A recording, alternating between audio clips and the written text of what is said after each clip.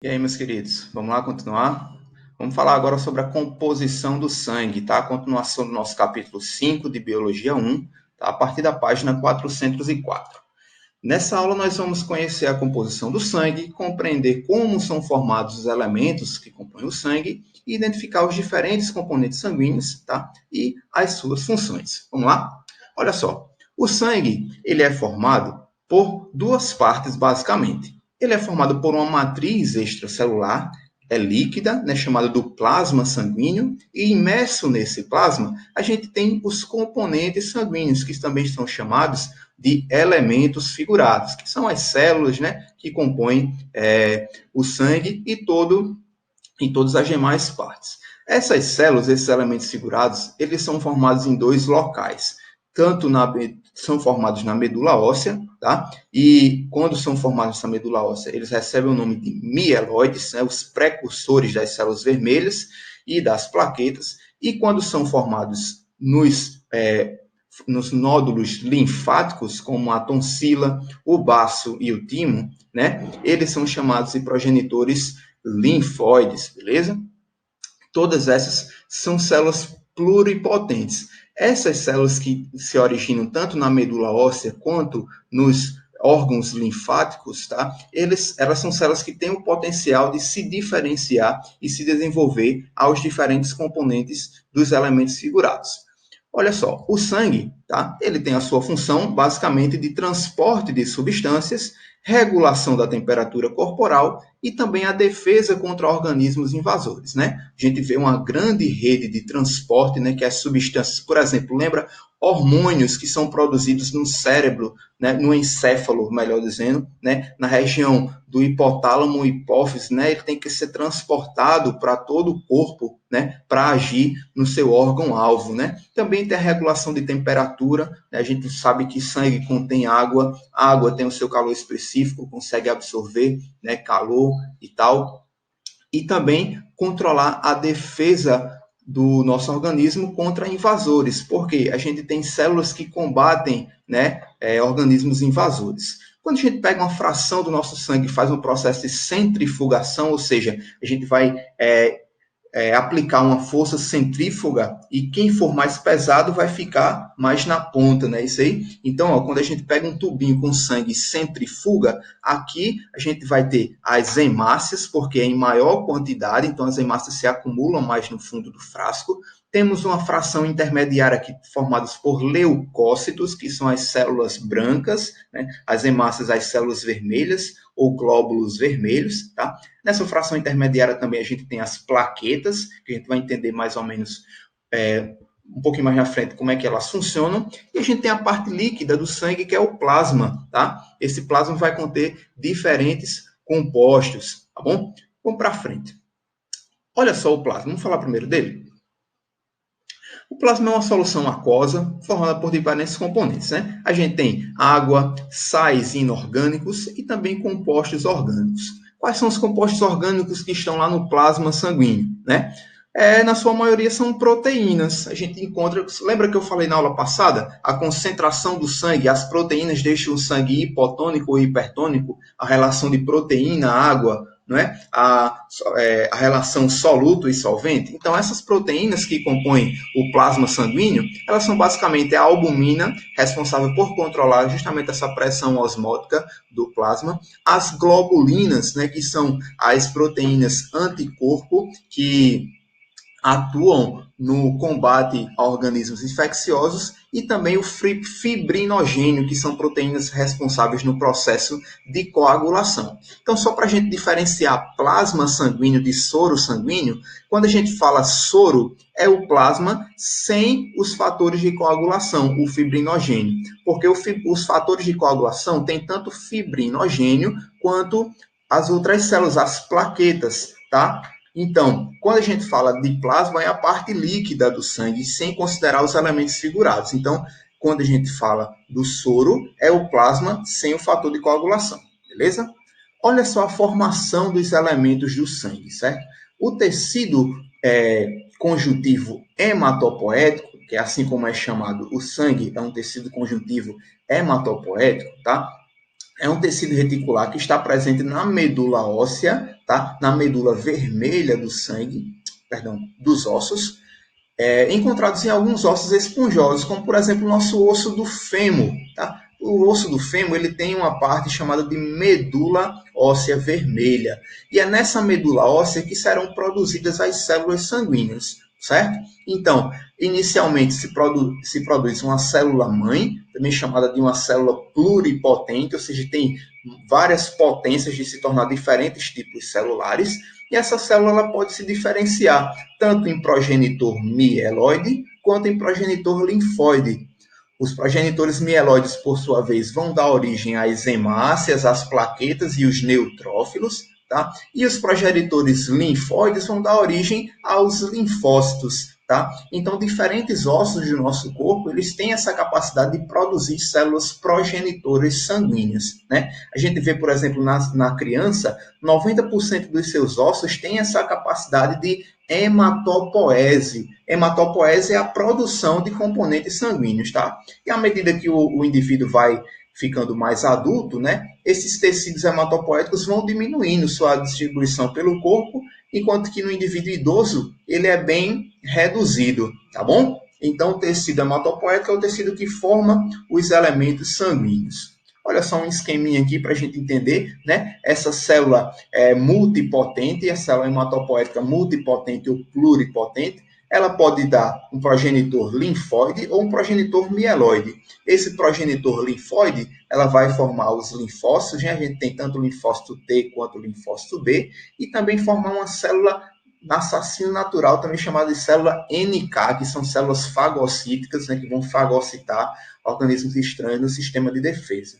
E o progenitor mieloide vai formar os megacariócitos, essa célula é muito importante quando a gente for falar de plaqueta lá na frente, tá? E também os eritrócitos ou glóbulos vermelhos, tá? Os mastócitos são células que compõem o sistema imune também, e o mieloblasto que vai formar essa rede aqui de leucócitos. A gente tem basófilos, neutrófilos, eosinófilos, monócitos, e a partir do monócito também tem a formação do macrófago. Macrófago também é uma célula fagocítica envolvida na defesa inata do nosso organismo, certo? Então a gente vê diferentes tipos celulares, várias células, e cada uma vai ter sua função, certo? Vamos falar sobre cada uma delas? Olha só as hemácias. As hemácias também são chamadas de eritrócitos. Eritro tem a conotação de vermelho, tá? Então, eritrócito, citocélula vermelha, ou glóbulos vermelhos, tá? Esses glóbulos vermelhos, eles são chamados anucleares. Por que anucleares? O nome já está dizendo, né? A partícula de negação nuclear, ou seja, sem núcleo. Essas células não possuem núcleo na sua composição, tá bom? E o que é que as hemácias são ricas? Elas são ricas de hemoglobina. A hemoglobina é uma grande proteína, tá? Formada por 4 cadeias, 4 subunidades. Cada cadeia dessa tem a sua cadeia polipeptídica, tá? A gente tem aqui no centro um grupamento chamado de M, é um grupamento M, e nesse grupamento a gente tem um átomo de ferro. Tá vendo aqui, ó? Em cada cadeia a gente tem o grupamento M com o átomo de ferro, mostrando a estrutura molecular dela aqui, tá bom? E por que é importante esse átomo de ferro aqui no centro? Porque é nesse átomo de ferro que vai ter a ligação da molécula de oxigênio, do gás oxigênio. Então, essa hemoglobina ela é responsável por fazer o transporte de oxigênio. Então, entende isso aí, né? A gente já sabe. As hemácias são células responsáveis por transportar o oxigênio pelo nosso corpo, né? O oxigênio que é captado lá na respiração pulmonar, né? E levado para todo o corpo. E como é que isso acontece? Porque o oxigênio ele tem atração eletrostática, tá? Pelos átomos de ferro que estão no grupamento N, certo? Esse grupamento M vai atrair o oxigênio para o átomo de ferro. Então, toda a hemoglobina que está lá dentro da hemácia vai carregar oxigênios, tá? Cada célula vai transportar oxigênio por todos os vasos sanguíneos, tá? A eritropoese, ou seja, a produção dos eritrócitos, ocorre na medula óssea vermelha, como falei para vocês, e a destruição dessas células, tá? Essas células, elas duram cerca de 3 a 4 meses, então o nosso tecido hematopoético, ele está sempre trabalhando, sempre repondo as células, né? Células novas, tá bom? Então, elas são destruídas tanto no baço quanto no fígado, beleza? Olha só a concentração média de células vermelhas no nosso organismo é cerca de 5,5 milhões por milímetro cúbico em homens e 4,85 milhões por milímetros cúbicos em mulheres. Então, a gente tem a taxa média de quantidade de glóbulos vermelhos. Então, se a gente tiver uma taxa muito acima do normal, a gente tem um quadro de policitemia ou hiperglobulia. Hiper, muito, e globulia de glóbulos vermelhos. Então, isso aqui está muito acima. E onde é que vai acontecer isso? Em regiões de altitudes. Quando a gente está em uma altitude muito elevada, o ar ele é rarefeito. Já viram isso aí? Né? Eu acho que se vocês, alguém aí que gosta de futebol, ou se já viu a falar alguma coisa assim, quando tem um jogo, por exemplo, da Libertadores, lá no Equador, né, na altitude, então os jogadores eles precisam ir um pouco antes desse jogo de futebol, por quê? Porque lá naquela cidade, né, a altitude dela é muito alta, muito elevada, né, a altitude é elevada, show de bola.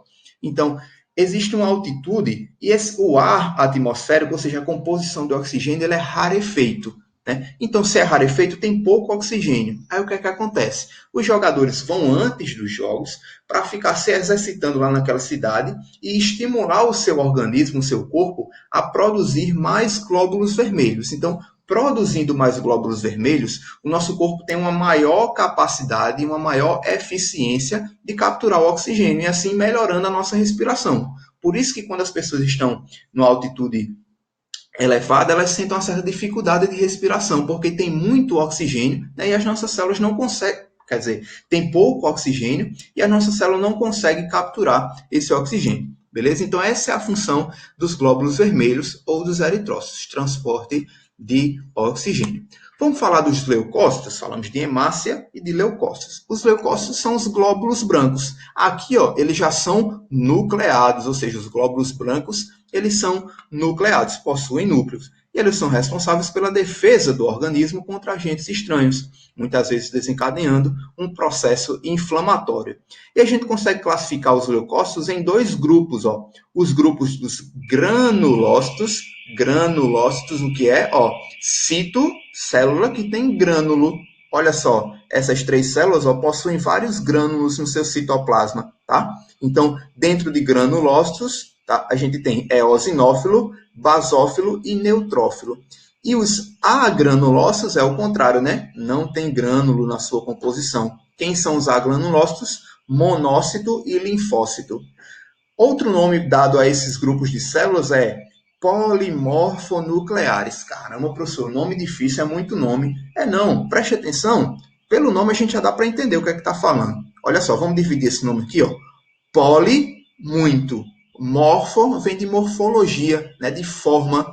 E nucleares é o núcleo, né? Então, núcleo de muitas formas. Polimorfonucleares.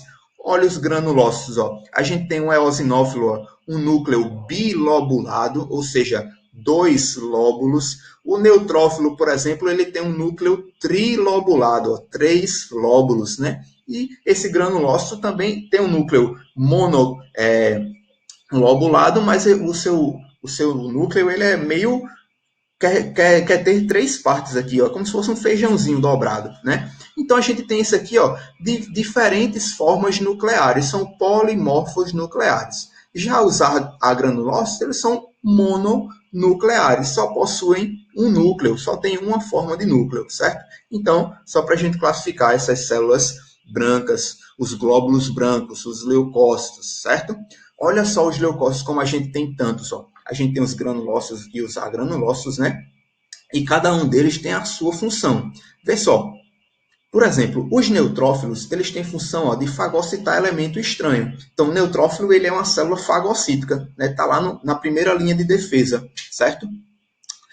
Por exemplo, um agranulócito, já que um linfócito, lembra, linfócito é produção de anticorpo. Tanto o linfócito B produz anticorpo e o linfócito T elimina células infectadas.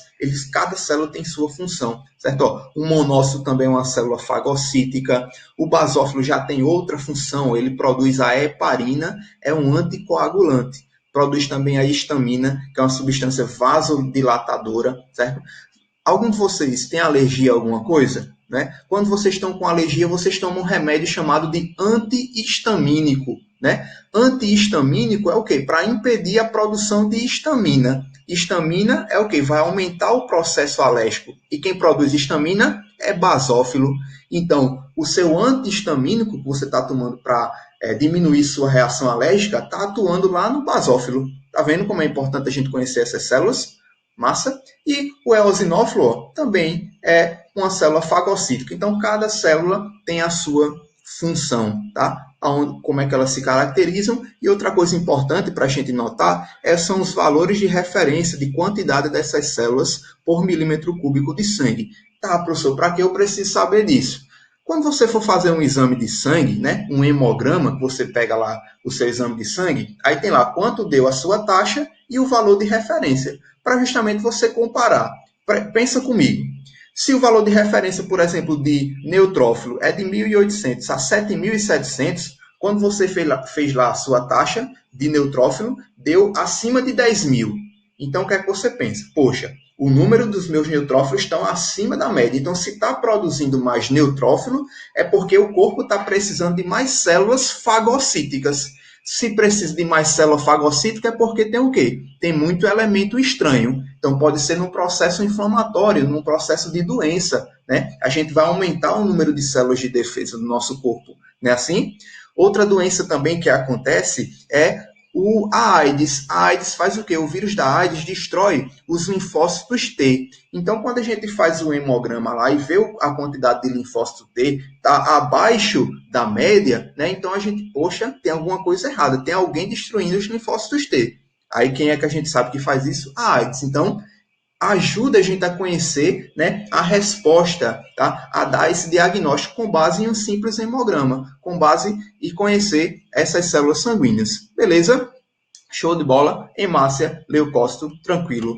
Vamos falar agora das plaquetas. Lembra das plaquetas? Elas são também chamadas de trombócitos, né? Eles são fragmentos dos megacariócitos. Lembra que eu falei lá naquela divisão, os progenitores mieloides, né? Tem o megacariócito que a partir dele, a partir de fragmentação dessas células, elas vão formar uma rede, né, de coagulação, uma rede de fibrina, tá? Para que serve essa coagulação? A gente sabe, né? Para impedir o sangramento excessivo. Olha só, quando a gente tem um rompimento do vaso sanguíneo, ó, que aí vai causar esse sangramento, né? Aí o que é que vai acontecer? As plaquetas, elas vão fazer, né, um processo de coagulação. Aí tem toda uma cadeia de sinalização químicas, né? Um vai ativar o outro, certo? Esse estímulo na presença do cálcio, a tromboplastina, vai ativar a trombina, né? A gente vê isso aqui também, essa protrombina, no nosso exame de sangue. Quando a gente faz o exame de sangue, tem lá tempo da protrombina, ou seja, o tempo de conversão, né, e ativação da trombina para saber se nosso sistema de coagulação está funcionando. Então, ó, essas plaquetas criam essa rede de fibrina aqui, ó, para tampar o rompimento do vaso e assim fazer a nossa coagulação sanguínea. Beleza, gente? Show de bola? Olha só, para a gente finalizar essa aulinha, queria fazer um apelo a vocês, tanto para vocês como aos seus familiares, né? A gente está vivendo um tempo agora de isolamento social, todo mundo ficar em casa para evitar a contaminação com o coronavírus, né? Mas a gente pode sair de casa só se for para fazer o bem. Olha só, doar sangue, certo? Doar sangue é seguro. Muitas pessoas estão deixando de sair de casa. Se estão deixando de sair de casa, as pessoas não estão indo doar sangue. E a gente sabe que tem pessoas nos hospitais que estão precisando dessa doação, independente de estarem doentes ou não da Covid-19. Então, vamos fazer a nossa parte, vamos estimular as pessoas a fazer o bem, certo? E doar sangue, porque quem doa sangue doa vida. Beleza, gente? Sangue, show de bola. Eu deixo para vocês se divertirem aí a atividade do nosso livro, né, da página 405 a 408. Acabou a primeira unidade, né? Último capítulo, capítulo 5. Também entre lá na plataforma adaptativa, certo? Lá no portal Eleva, tem um exercíciozinho bacana de circulação humana. Beleza? Espero que vocês tenham gostado dessa aula. Um grande abraço e até a próxima. Tchau, tchau.